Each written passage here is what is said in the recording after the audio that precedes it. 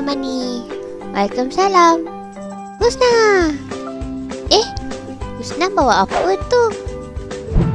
Oh, ini bekal Husna.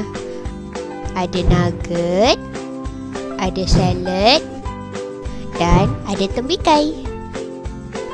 Wah, sedapnya. Husna bawa banyak sikit. Nanti boleh kongsi dengan Amani. Tapi Amani ada sandwich saja. Itu makanan kegemaran saya. Terima kasih Husna. Tapi kita nak mulakan dengan yang mana? Ibu Amani kata Rasulullah suka mulakan dengan yang kanan. Kalau macam tu kita buat macam Rasulullah. Silakan Amani. Alhamdulillah, terima kasih.